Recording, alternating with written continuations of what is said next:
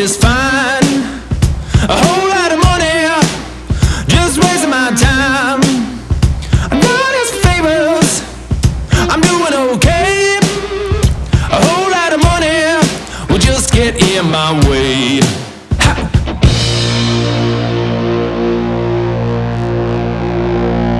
Welcome to Let's Rock. Thank you for having me. Oh, I'm glad you're here. I've been wanting to get this interview for quite a while, actually, because I saw your video and have been a fan since, and have been in touch with your publicist, and finally got this set up. So this is great. Awesome. Well, I appreciate the kind words. Which video did you see? Now, I have to tell you, I'm terrible with names of songs, but it's the video where you're walking down the street and everybody joins you and it's all one take. Which one was that? Well, it's kind of an interesting story. So the name of the song is Feeling Good, which is the first single on the new album. Right. However, it had come out as a previous version last year under a different name called Whole Lot of Money. And when we filmed the initial video, it was under that name. However, pretty soon into the campaign, things started to happen on the business side, and we pulled the song, pulled the video, remixed the song, remastered the song, retitled the song, started to set up for a whole album campaign. And that song is going to radio this week nationally in the U.S., and that video is coming back up. We don't have a date yet, but it's going to come back up, I would think probably within the next month.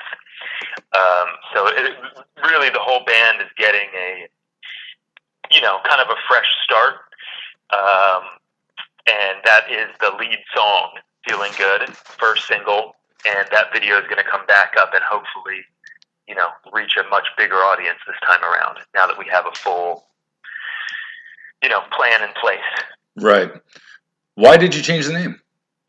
Well, because the chorus says, I'm feeling good, about 400 times. And it should have been called that from the beginning, probably. But I ended up calling the song Whole Lot of Money, because there is a line in the song that I say, whole lot of money.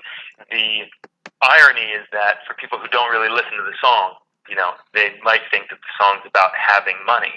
And in reality, it's the exact opposite. The song was written at a time in my life that was very difficult, and the song's about not having money, not having, material wealth and all that stuff, but in spite of it, being able to, focus on what you do have and find a kind of a deeper happiness from within, in spite of whatever your life situation is, economic situation, that you can still kind of feel good. It was actually like, I wrote it as like a pep talk to myself, not to give up. And when I started to share with people, the response was so overwhelming. I knew I had something special. So I'm really hoping, it's just funny the way the world works, timing of things, who really knows why things happen, when and how they happen. But I feel like, and obviously this was not part of the plan in any way. No one could have predicted what the world would be going through at this moment in time with a global pandemic and all that stuff. But our thoughts now are there couldn't be a better time for the song to be re-released, the video to be re-released, and for it to come back out and hit the radio as Feeling Good. Because if we can play some small role in, putting some positivity and some joy and some good vibes into the universe this summer, and help people to feel good, that would be so wonderful. So that's the hope and that's the thought, and we'll see what happens. But it's funny that you mentioned that. One of the things I was going to tell you a little later on in the chat was I'm planning on starting a petition to make that song the 2020 Anthem of the Year. For real? Well, I would like to. I mean, I think it's something that everybody has kind of forgotten about in the last 4 months. And I think it's a really important message to send because no one is feeling good right now. Not just with the pandemic, but also what's happening in the States right now with the protests, and it's just been the worst year. And it's an intense time, and I think that it's important. Like, this is not to distract from the importance of what's happening in the country, because it is important that change happen, and Of course. and that's not at all to discredit that in any way, shape, or form. But I do think it's okay to simultaneously allow yourself to feel good, even if it's just for an afternoon walk through your neighborhood or whatever. There's always a silver lining, and there's always, depending on your perspective, no matter what is happening in the world, I firmly believe there's always a lighter side to things if you're willing to look and find it. And that I think is the message of the song. It doesn't have to detract from the importance of what's happening, around America and the world. But I do think it's okay. I think the two things can coexist. You can be vocal and stand up for change and for obviously, equality and all the important things that are happening right now. And you can also allow yourself, a few minutes a day to go outside and feel good, you know?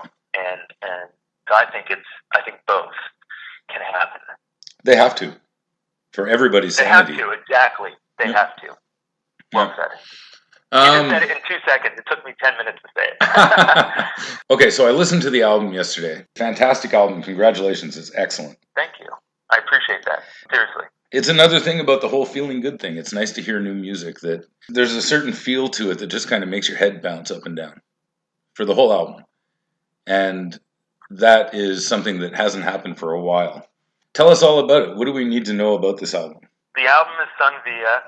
It's available for pre-order now, and it comes out in August. And it is the culmination of 2.5 years of work. The first session for the album took place on December 1st, 2017. And at that moment in time, I had just ended my previous band.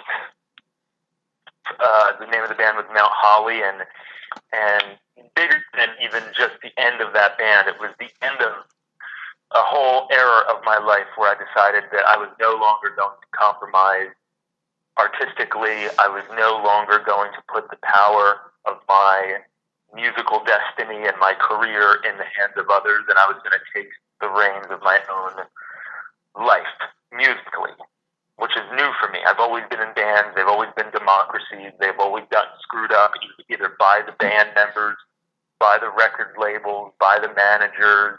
And I could give you a laundry list of examples, but they wouldn't serve any purpose here other than to bring the vibe down, which is the opposite of what I want to do. Right. So just take my word for it that, I've been through some stuff. And I decided, hey, you know what? I know the artist that I want to be. I already am internally. I just need to now, redirect that energy outward and show people, who it is that I am and what it is I'm capable of. So I decided that I was going to start fronting my own band, and I was going to start singing my own songs, which I've always sang, and I've always written melodies and always written lyrics, but I always just happened to be in bands with singers who I thought were better than me, and so I would write stuff, give it to them, they'd sing it, or we'd co-write it together, or whatever it is, and that's not taking away from anybody I've worked with. They're wonderful, talented writers and singers and all that stuff. I felt like, okay, like I know I can do it. I have a returning voice from those guys, and that's fine. I'm just going to sound like me, for better or worse. I'm going to do it my way, and I know I can do it. So it was just doing it. And I decided I was going to record and produce the record myself. I've always produced. I've produced other people. I co-produced, whether it was credited or not, every album I've ever made. So I knew I could do it again. It was just a matter of doing it. So the first session took place in December of 2017. Here we are in June of 2020. So it's been a 2.5-year journey. It took longer than expected. There were bumps in the road, as there are bumps in life. It's just part of the thing. I don't think it's specific to this record or specific to the music industry. There's just always obstacles that come up whenever you're on any kind of journey. And so there were obstacles that came up that were overcome, but it took a little while. and I'm proud to say that it's done. It's mixed. It's mastered.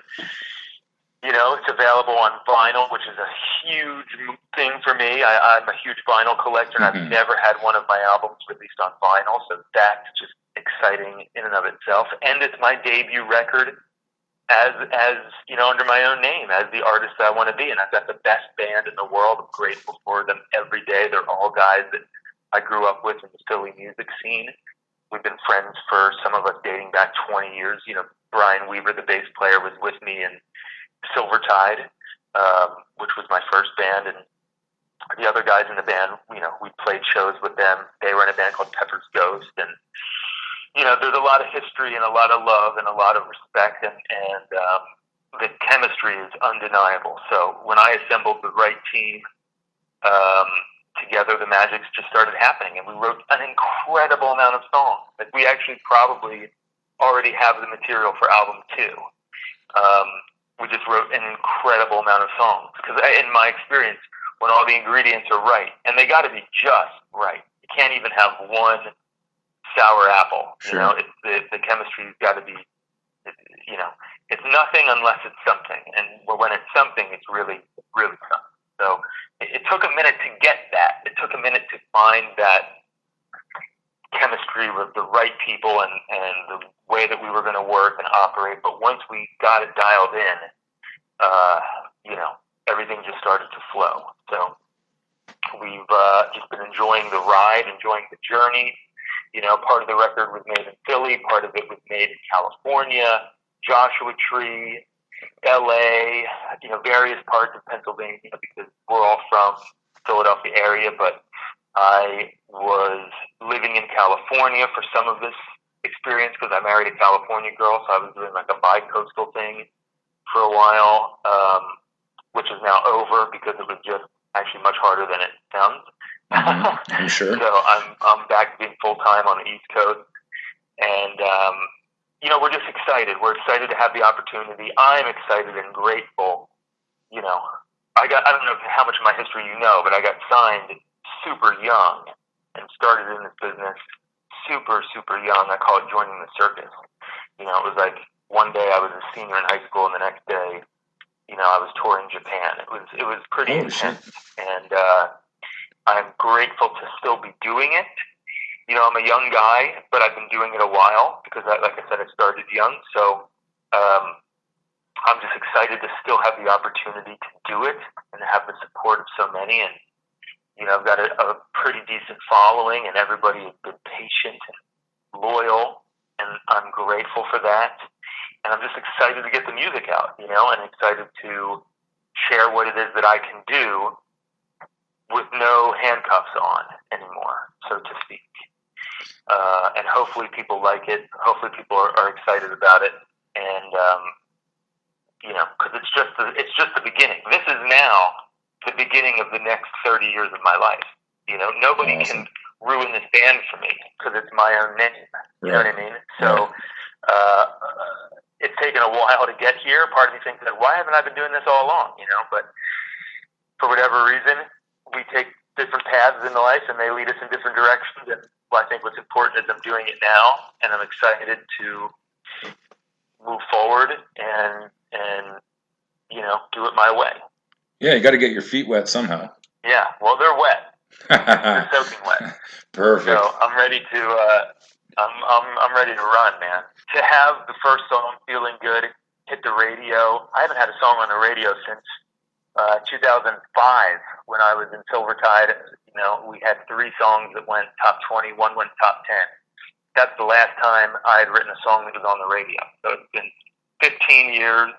I'm, you know, anxiously awaiting the moment I get in my car and turn on the radio and hear that song. It will be a triumphant and emotional moment. I know it will, because there's been so many things that have happened in the last 15 years, and very intense things, good things, bad things, and I'm just really excited to, again, have the opportunity to do it, and excited to share it with the world, you know, with as many people as possible that I can reach. Well, kudos to you. You're getting it done, because it's a great album, and it's good to hear. It's a lot of pressure for you, though. writing, producing, performing. I mean, everything falls on your shoulders. Yeah, most of it does, and writing and directing music videos. That too. That's another passion of mine. And so, yes, I guess you could say it's a lot of pressure, but I don't think of it that way. You know, every aspect of it, most aspects of it, come very natural to me and very easily to me if I'm passionate about it. It doesn't feel like work.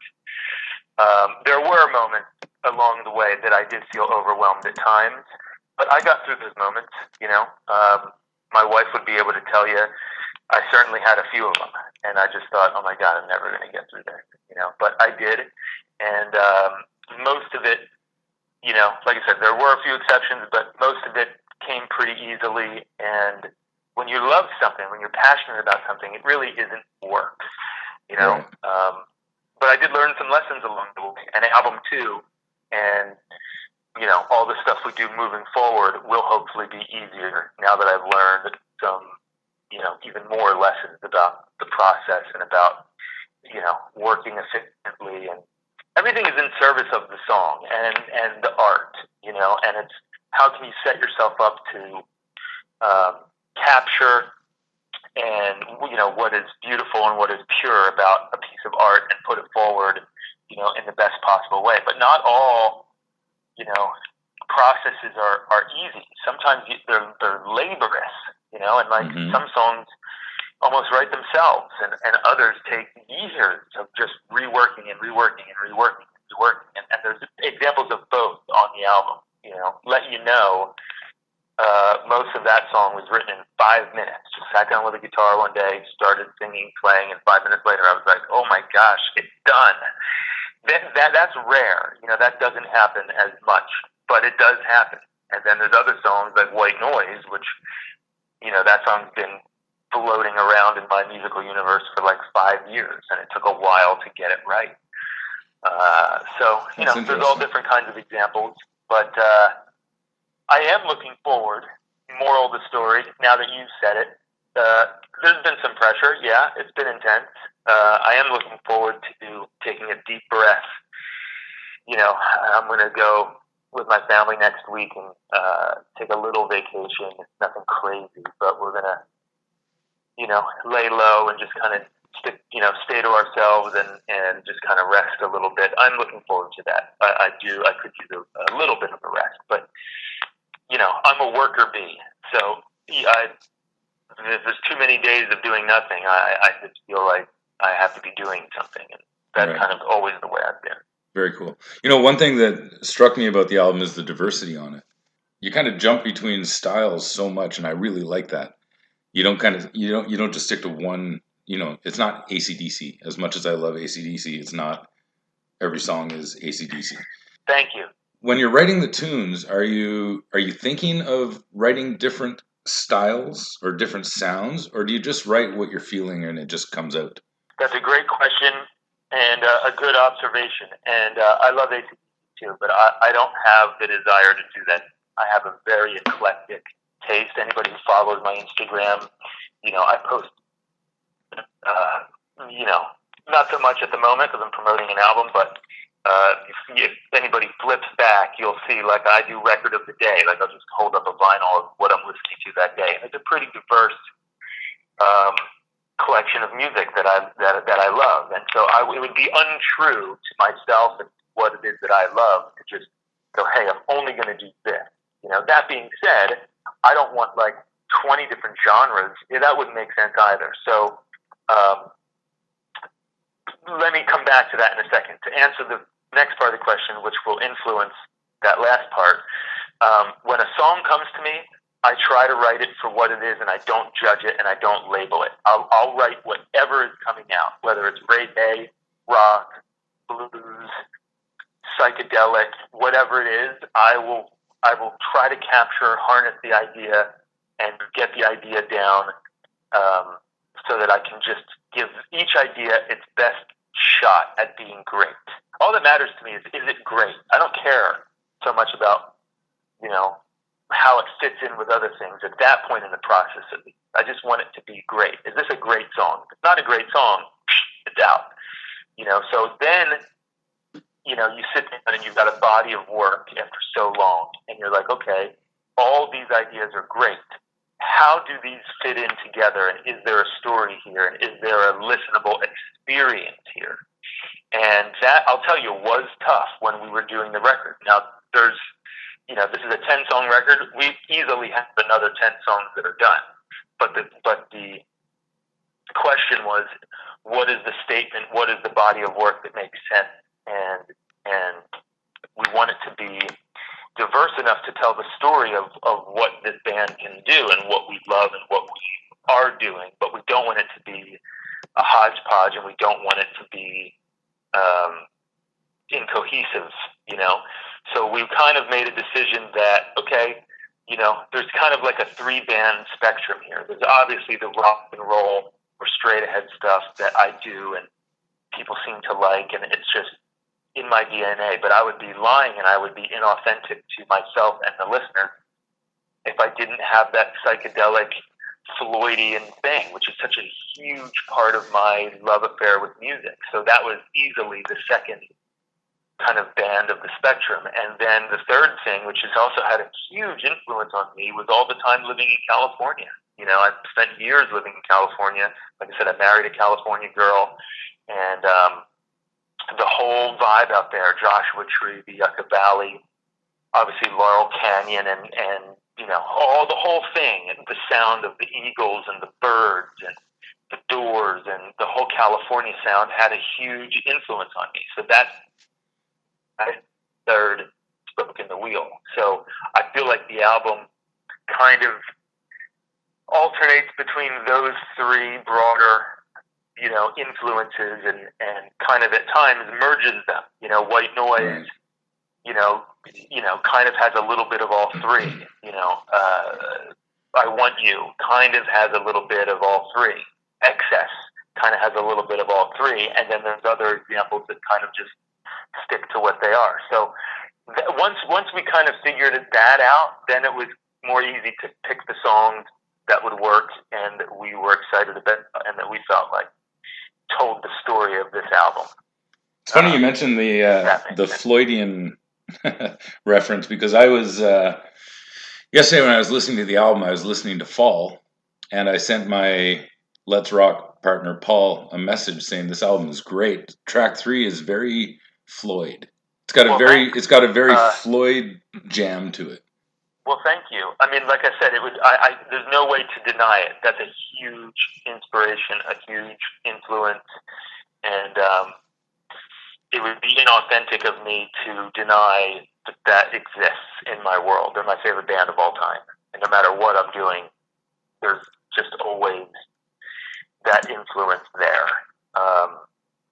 And anytime I get away from it, I'm instantly brought back.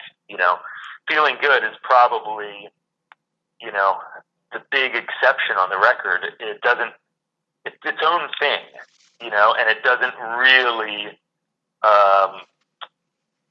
it doesn't have the Floydian thing, but almost everything else has it or has moments of it, and it's just a huge influence. And I'm not trying to in any way rip them off or repeat what it is I've heard. And I think that would be impossible because I have too many other influences. So even when you're hearing something perhaps through a Floydian lens, there are still other influences in there as well that are unique to me and the band, I think. Oh, for sure. So, and it's not in any way a negative thing. I mean, think of all the guitar players that came out and sounded like Van Halen. All the guitar players that came out in the 80s sounded exactly like Eddie Van Halen, but they kind of went their own way with that sound to make it their own. And that's, I think, what you're doing right now. Well, thanks. Yeah. Yeah, Gilmour is a huge influence, not only his guitar playing, but his singing style. But so is Roger Waters, and Eric Clapton and Hendrix and, all the stuff that I love. So, and the Doors and the Eagles and, the like I said, Birds and the Burrito Brothers. And there's just so many, oh, you're wonderful old school things that I'm always listening to and digesting. And there's modern influence as well. Radiohead, I feel like, is a modern day Pink Floyd, and drawn heavily from inspiration from them. And There's another new band called The War on Drugs. Are you hip to them? I've heard the name. Gotta check out The War on Drugs, The Deeper Understanding of the new record. It is a freaking masterpiece. It is incredible. And they are Philly guys, and they're friends of ours, but that's not why I'm bringing it up. It's a world-class album. They won the Grammy last year for Best Rock Album. That's where I heard the name. Yeah. So they've been an influence. You know, they're making art and records as good as has ever been made, and it is an influence. So I like to take whatever inspires me. I don't put restrictions on it. It could come from anywhere, anytime, any decade, any era. If it's good and it makes me feel something, then that's an influence. That's cool. That's cool. Now, I do have a guitar geek question. I love your tone. I love your sound, your guitar sound. And I'm just wondering what you're playing through. On the album? Yeah, what kind of guitar and amps are you using? Because it's a tasty sound you've got, especially for your leads. Thank you. Number one, I appreciate the compliment, and number two, you're the first person. I started doing press for this album a few days ago. You're the first person to ask me that question. Really? It's exciting, and you're probably going to get the first answer. Awesome. And that is mostly Gibson guitars. Mostly, I've got a really great Les Paul 59 reissue I've named Duck, and I've got a 64 SG reissue that I've named the Cat Squirrel. I know that's bizarre. My daughter named it. I told her to pick the name of a Cream song because it's the same model that Clapton played. I don't know how much you know about my situation, but I do a lot of work with Gibson. So I'm a Gibson guy, and I'm scoring a documentary for Gibson at the moment, and so I'm definitely a Gibson guy, and have always been, with a couple exceptions here and there. I did use a Strat on the record as well in a couple places, but I think just how my ear hears things, even when I'm using a Strat, it's kind of a thicker, creamier tone. I don't think the tone is drastically different between when I'm using a Strat, like I said, on occasion, compared to when I'm using a Les Paul or an SG. For most of it, just the way that I dial stuff in. But, I think you're probably hearing, mostly Gibson guitars through Marshall amps. There were a couple instances where I was using a small Fender combo. I've got a Pro Junior, which is a little 12-watt amp, and I modified it with a Celestion Greenback 10-inch speaker, and you would be surprised. The common denominator is no master volume. All the overdrive is coming from the power amp, the power tubes, right? Right. Not preamp, it's power tubes. So to get that sound, and that's the sound that I love. You listen to Cream, and you listen to all, at least all my heroes. The sound that you're hearing is a loud amp. You can't get that tone quiet. So even if it's a small amp, it's still got to be on 10, because what you want to do is you want to work that power section of the amp. So with the Pro Junior, funny enough, with a greenback in it, you turn that thing up to 10 and have it wide open, it gets surprisingly close to a Marshall.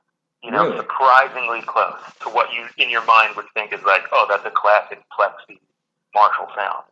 And on some of the album, I was using a classic Marshall Plexi, but in other instances, and just out of, not because I, necessarily chose it, but because of the studio situation, and some of it I actually cut in my home studio. I just couldn't crank 100-watt Marshall on 10, in my home studio. I just physically couldn't do it. I would have broken the glass in the windows, in the room, because it was a small room. So you have to have an amp that's appropriate to the size of the room.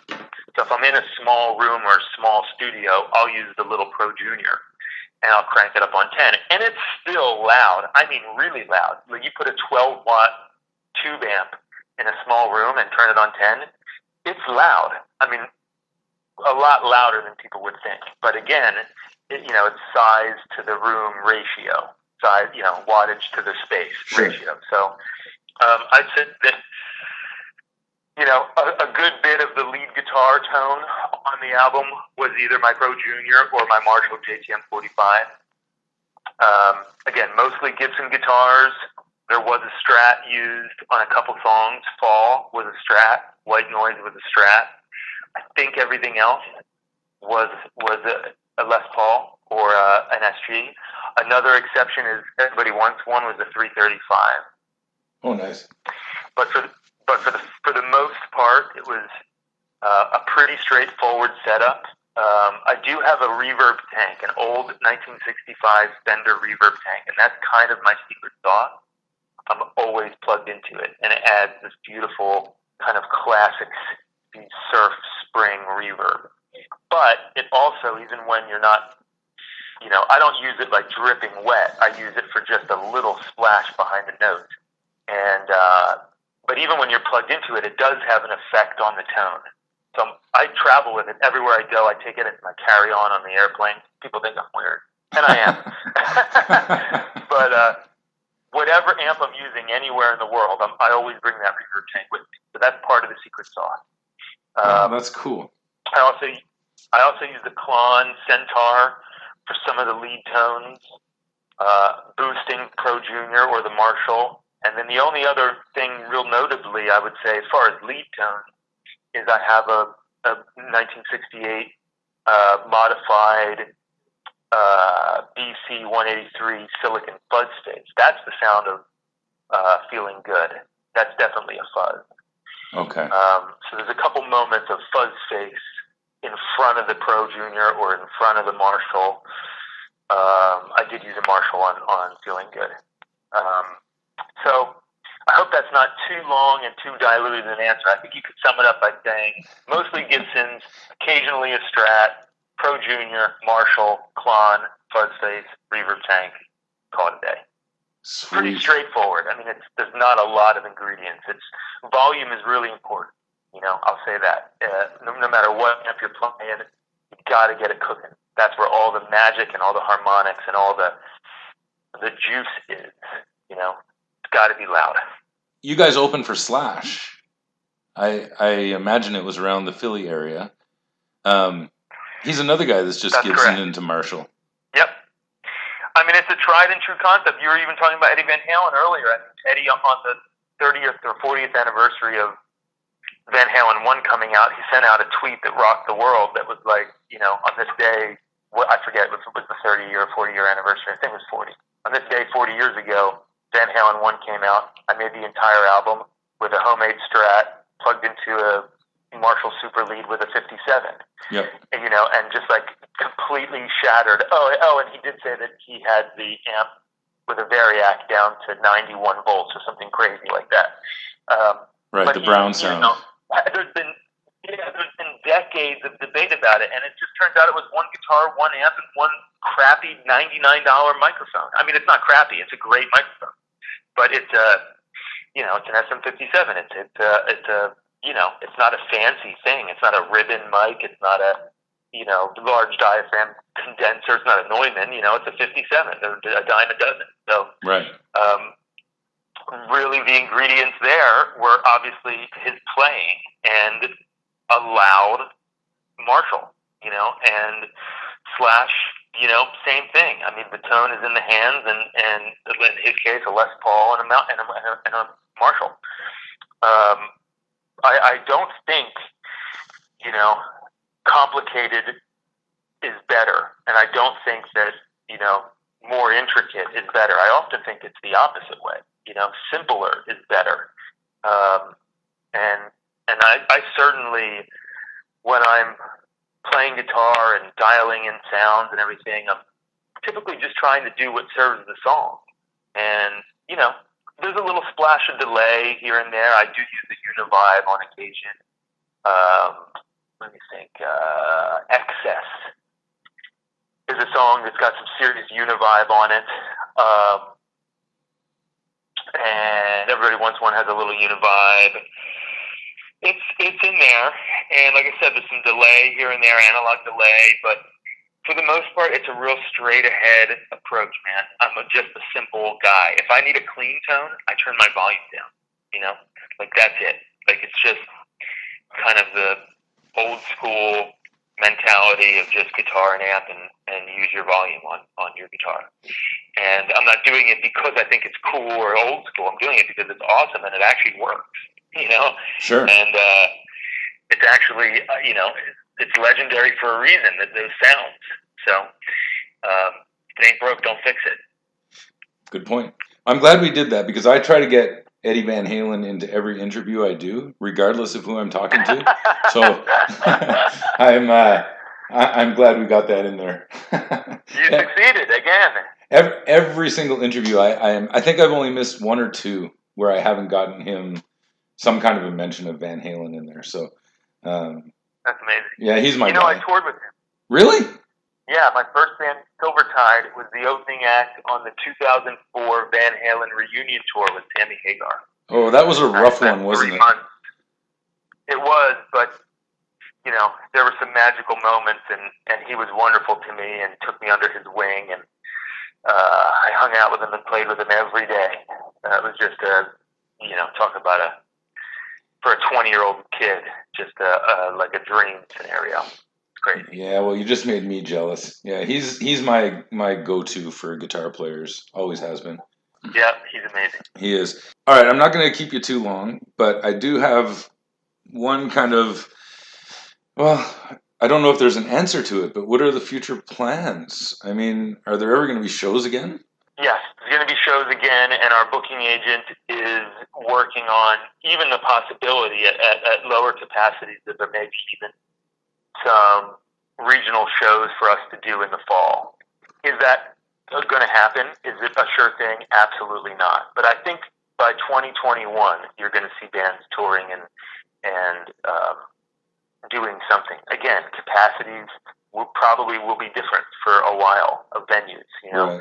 If it held 10,000, maybe it's going to hold 2,000. If it held 1,000, maybe it's going to hold 200 or 300. I don't know. I don't know what it looks like.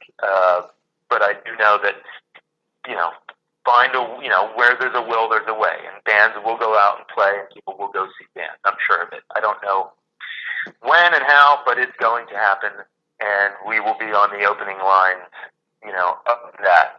I'm definitely ready to go, and I know that everyone's going to feel a little bit differently. I know I've had friends that said like they don't want to be the first ones out, Right. and totally respect that, and that's fine. But I do. So as soon as they say we can do something, we're going to be there, and we're doing it. In the meantime, it's going to be a lot of, you know, interaction digitally. Like tomorrow, I'm doing a live stream on Gibson's Instagram, Facebook, and YouTube, which is awesome. And, you know, I'm going to hang out and do a little jamming, talk about the album, talk about some behind-the-scenes stuff with the record, a little bit of my process, maybe play some tunes on vinyl, because I got a test pressing of the album on vinyl, which is rad. And I'm just going to keep doing, you know, as much digital interaction as I can, and I have already done a couple live stream performances, acoustic. I'm working on a way to be able to do them electric. And so the rest of the year will look like, you know, a lot of promotion, single promotion, and a lot of online performances, you know, until we can get back out there in person. But Right. I'm certainly anticipating it being a busy rest of the year. You know, I've got a lot to do, a lot to promote, and a lot to share.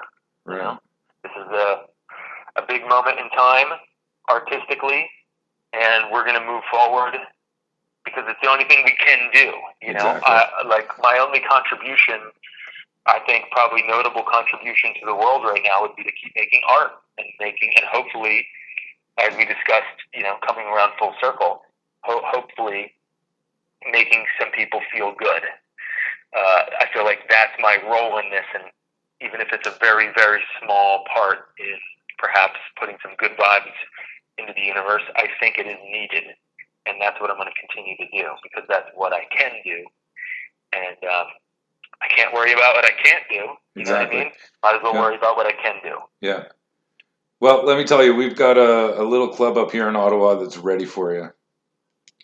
So once you start planning your tour, definitely think about hitting the trifecta up in Eastern Canada with Toronto, Montreal, and Ottawa. Absolutely. I absolutely love it up there. I've always had a great time in Canada. Trying to think of when the last time I was there on tour. I went out last year as a favor to a friend of mine named Dorothy. Her guitar player was having a baby, and she had to come out and play some shows. And we did some Canadian dates. But I've been coming to Canada since I was a teenager with Silvertide. So definitely it's on the list. And as soon as it's, as soon as things are open and make sense to do, I'll definitely be there. And I appreciate the support and the kind words.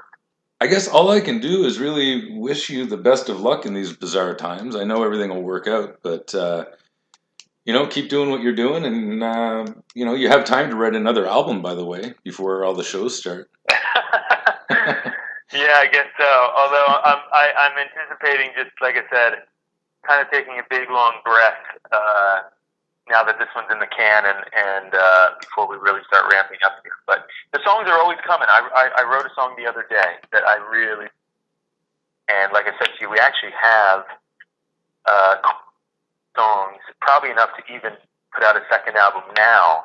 They're not all recorded, so you have to make choices because resources are always to some extent limited, and you kind of just have to make choices. Like, okay, what are the songs that are going to go? Because it costs money to record and studio time and this and that. So sure. I think we've got a really strong head start on the second album. Let's put it that way.